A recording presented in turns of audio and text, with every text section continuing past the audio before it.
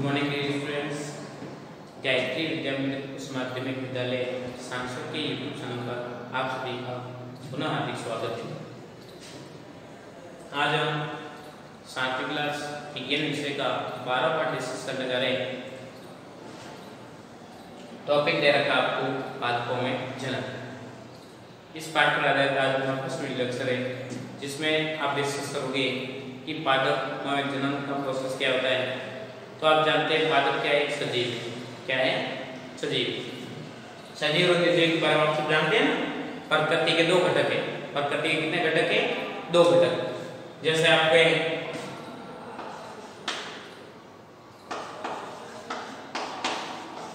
प्रकृति के दो घटक है।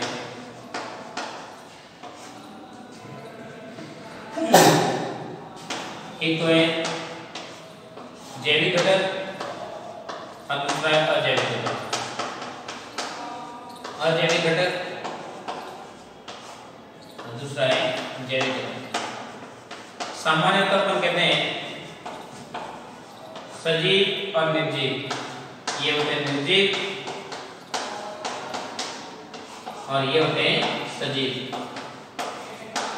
ये दो इंपॉर्टेंट पहलू होते हैं प्रकृति के। तो इसके अंतर्गत आप जानते हैं कि सजीव क्या होते हैं और निर्जीव क्या होते हैं। उसके बारे में आप जनरली बातें जानते भी। सजीव और निर्जीव में अंतर की बात करें तो क्या बताओगे? सजीव जिसमें जैविक क्रिया संपन्न नहीं हो पाती और निर्जीव में जैविक क्रिया संपन्न होगी और सजीव में जैविक क्रिया संपन्न होती हुई देखी जाती है। और उसके आधार पर अपन सजीव और निर्जीव को आइडेंटिफाई करते हुए देखे जाते हैं। सजीवों के अंतर्गत उदाहरण बताए तो पेड़ पौधे और जीव जंतु। पेड़ पौधे व जीव जंतु।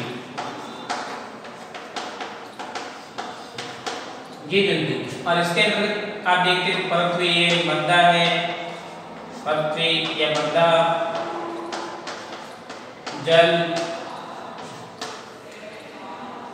पहाड़, पठार, वायु, तापमान, जितने उदाहरण है उतने क्या कम। अब ये प्रकृति के दो घटक है। ये क्या है? प्रकृति के दो घटक। प्रकृति मतलब इन दो घटकों से मिलकर बनी हुई बताई जा रही है। प्रकृति के अंतर्गत आपका आते हैं पर्यावरण। पर्यावरण किसे कहते हैं? तो आप जानते हैं हमारे चारों ओर पाया जाने वाला आवरण। आवरण के अंतर्गत जैविक तथा अजैविक दोनों प्रकार के घटकों का समावेश होता हुआ देखा जाता है। ये पर्यावरण के पहलू है। ये क्या है? पर्यावरण के पहलू। पर्यावरण मतलब परि प्लस आवरण।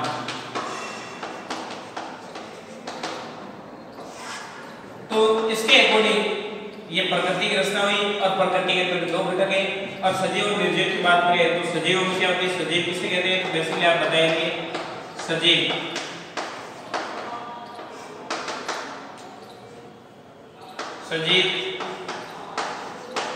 वे होते हैं जिनमें जैविक क्रियाओं का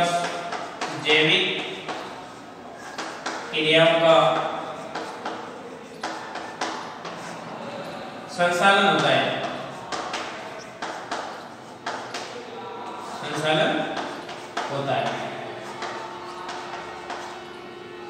अब आपके दिमाग में बात ये आती है जैविक क्रिया है क्या? जैविक क्रिया है क्या? तो आपको फर्स्ट पार्ट पढ़ाया था, उसमें मैंने बताई भी थी जैविक क्रिया क्या होती है। जो जीव को जीने के लिए आवश्यक होती है, जीव को अपना अस्तित्व बनाए रखने के लिए आवश्यक क्रिया करना अनिवार्य हो जाती है, उसको अपन बोलते हैं जैविक क्रिया। जैविक क्रिया के अंतर्गत आप क्या आते हैं? उदाहरण जैसे भोजन करना और इसके अंतर्गत प्रोसेस में पढ़ेंगे तो पाचन के अंतर्गत पाचन, श्वसन, उत्सर्जन,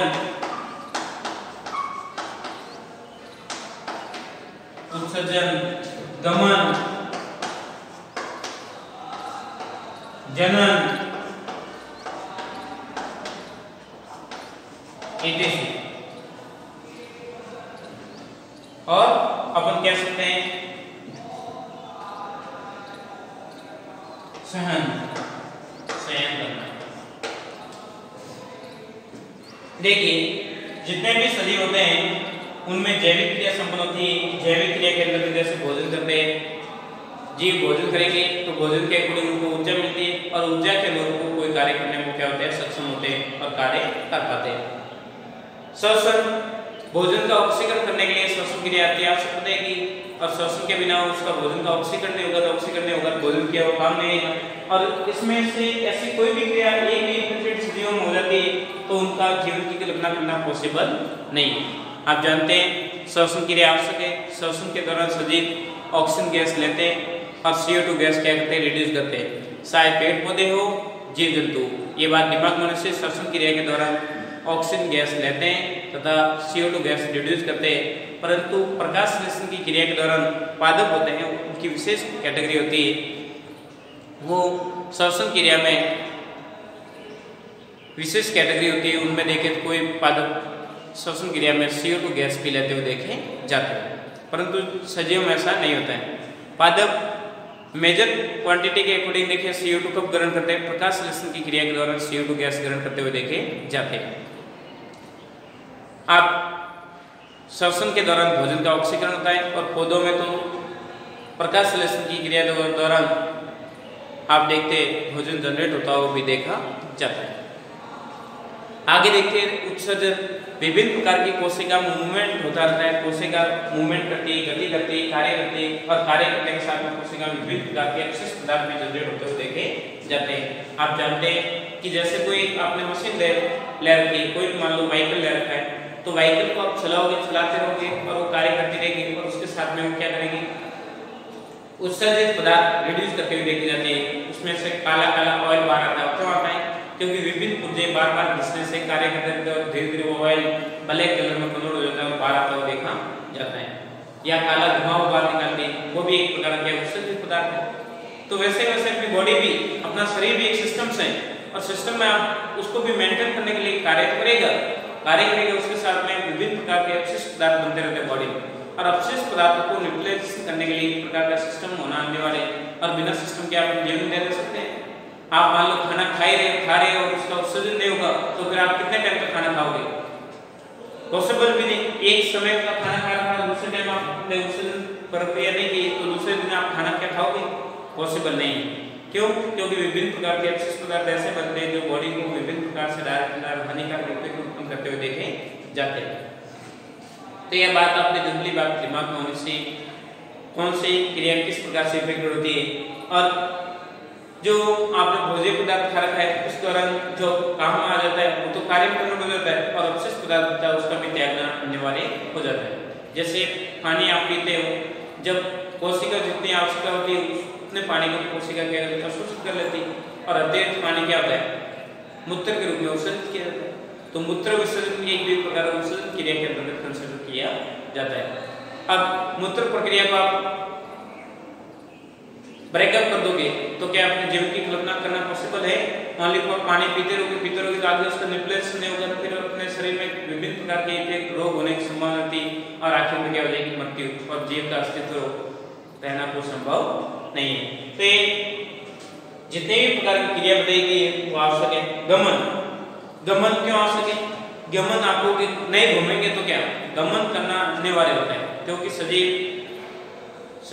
एक प्रकार की अपनी जैविक क्रिया को संपन्न करने के लिए गमन अनिवार्य होता है क्योंकि उसको भोजन करने के लिए या सुरक्षा पाने के लिए गति करना आवश्यक है और गति नहीं करेगा तो उसका अस्तित्व क्या होगा, नष्ट हो जाएगा।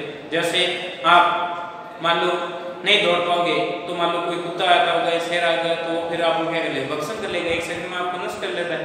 तो उसमें आपके समय आपके पैरों में क्या होती है, ऑटोमेटिकली गति होती है। तो गमन भी अनिवार्य बताया गया है। भोजन करने के लिए अपन कहीं जाते हैं तो उसके लिए भी अपन को गति करनी पड़ती है, गमन करना पड़ता है।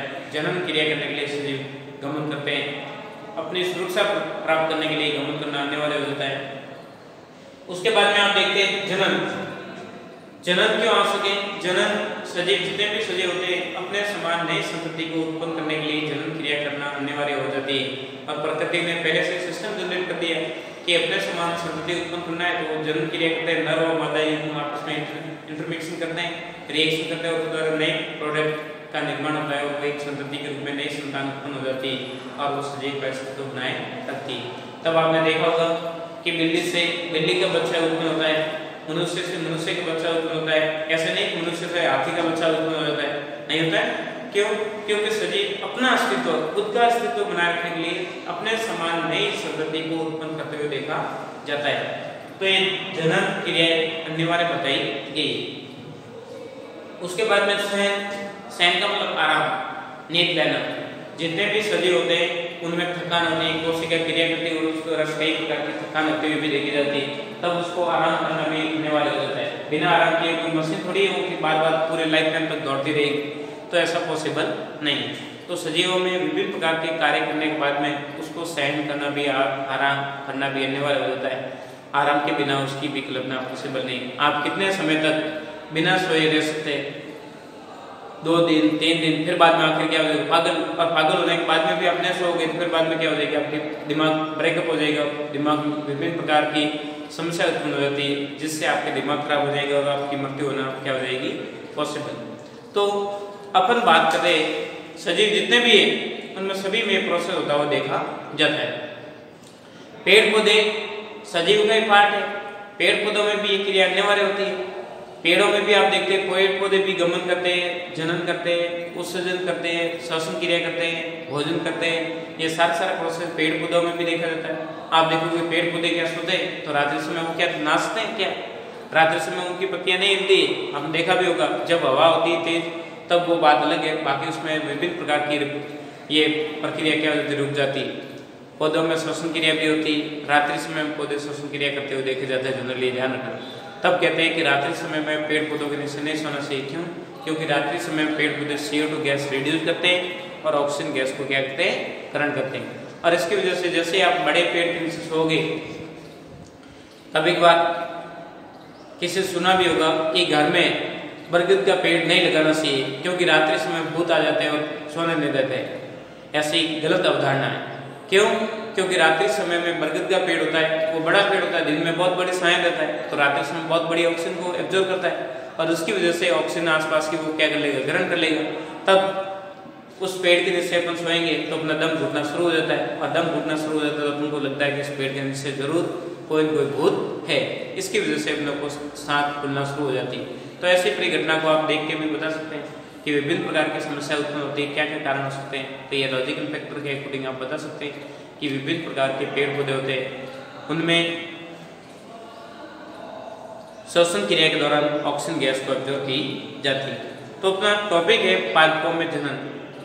पादपों में जनन, तो उसको अपन कंसिडर कर रहे हैं। पादपों में जनन की क्या क्या विधियाँ हो सकती है, किस प्रकार से जनन होता है, काफ़ी चीज़ों को अपन को डिस्कस करना है। तो देखिए, जो आपके सामने जनरली मैटर ऑब्जर्व करवा रखा है उसको आप एक बार सेव कर लीजिए, फिर आगे बढ़ते हैं। पादपों में जनन, फर्स्ट अपन इसलिए करेंगे जनन की परिभाषा। जनन क्या है उसको कंसिडर करने जा रहे हैं। हो गया होगा आपका मैटर, एक बार इसका शॉर्ट द्वारा सेव कर लिया होगा। देखिए आगे, देखिए जनन क्या पढ़ने जा रहे हैं? जनन।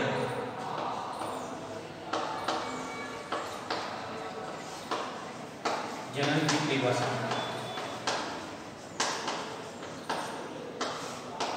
क्या हो जाएगी? जब नर एवं मादा के युग्मक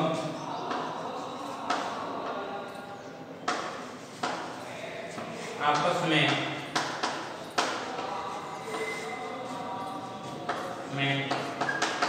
मिलकर अपने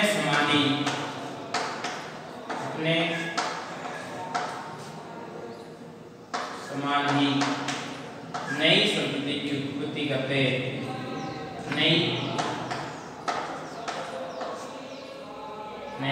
संतति को उत्पन्न करने की प्रक्रिया को जनन कहते हैं।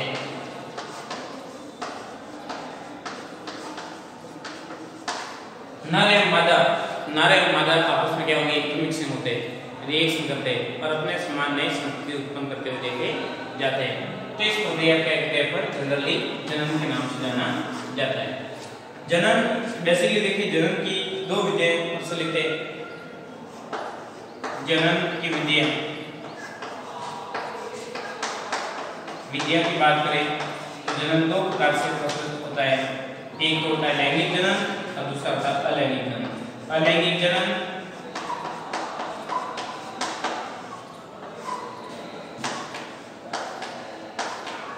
और दूसरा होता है लैंगिक जनन। लैंगिक जनन किस प्रकार से संपन्न होता है, क्या इनकी भूमिका रहती है? लैंगिक जनन के दौरान नर एवं मादा युग्म आपस में मिलते हैं, जबकि अलैंगिक जनन के अंतर्गत नर एवं मादा युग्म को मिलना कोई अनिवार्य नहीं होता है। तो अलग अलग परिघटना के अकॉर्डिंग अपन देखते हैं जनन क्या है, किस प्रकार संपन्न होता है। अब जनन की ये विधि है, इनके बारे में एक एक के बारे में अपन भाजपा की जो जनन विधि है तो इनको अपन एक एक के बारे में विस्तार रूप से स्टडी अगले वीडियो लेक्चर के माध्यम से आपके सामने पेश करेंगे। तो ये था आपका जनरली इंट्रोडक्शन बेस पर आधारित आपका टॉपिक, उसको आप आज आपने कंसिडर किया, समझा।